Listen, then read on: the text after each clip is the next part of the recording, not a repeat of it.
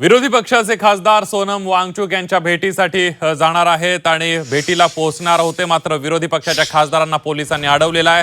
मेदांता रुग्णालयाबाहेर खासदारांना अडवण्यात आले। विरोधी पक्षाच्या खासदारांना पोलिसांनी अडवले आणि सोनम वांगचुक यांना भेटण्यास मनाई करण्यात आलेली आहे। सोनम वांगचुक यांना 18 तारखेला पोलिसांनी ज्यावेळेला बळजबरीने दवाखान्यात दाखल केलं त्यावेळपासून अशा प्रकारे सोनम वांगचुक यांना भेटू दिलं जात नाहीये। सीजेपीच्या कार्यकर्त्यांनाही भेटू दिलं जात नाही, तर विरोधी पक्षाच्या खासदारांनाही भेटू दिलं जात नाहीये।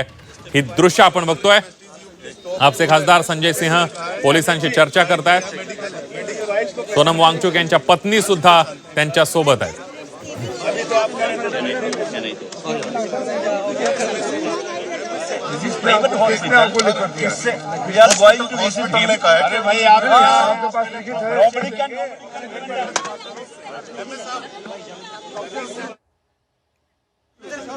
आपण बघतोय दिल्ली पोलिसांची काहीशी दडपशाही सुरू असल्याचा आरोप सुद्धा होताना दिसतोय। ज्या पद्धतीने सोनम वांगचुक यांना भेटायला विरोधी पक्षाच्या खासदारांना दिलं जात नाहीये। ज्या दिवशी 18 तारखेला सोनम वांगचुक यांना ताब्यात घेण्यात आलंय, म्हणजे त्यांना तब्येतीच्या कारणास्तव ताब्यात घेण्यात आलं, त्यांना रुग्णालयात दाखल करण्यात आलं, मात्र त्या दिवशीपासून सोनम वांगचुक यांना कुणालाही भेटू दिलं जात नाहीये। सोनम वांगचुक यांच्या पत्नीला कदाचित भेटायला दिलं जाऊ शकतं आणि त्यामुळे विरोधी पक्षाच्या खासदारांनी सोनम वांगचुक यांच्या पत्नी यांच्याकडेच त्यांचं निवेदन आहे, त्यांचं पत्र जे आहे ते सोपवलेलं आहे। ते आता सोनम वांगचुक यांना ते पत्र देतील।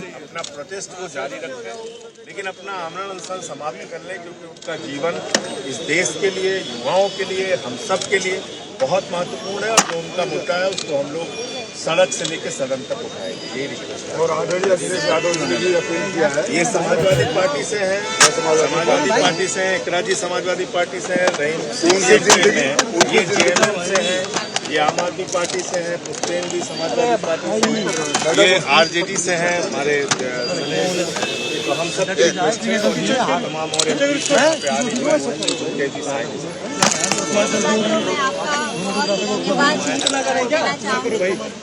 आप यहाँ आए।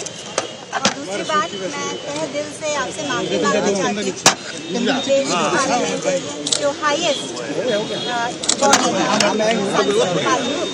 उसके ड्यूली इलेक्टेड रिप्रेजेंटेटिव सीनियर्स हैं, आपको ऐसे ट्रीटमेंट और हमारे लिए आपको ये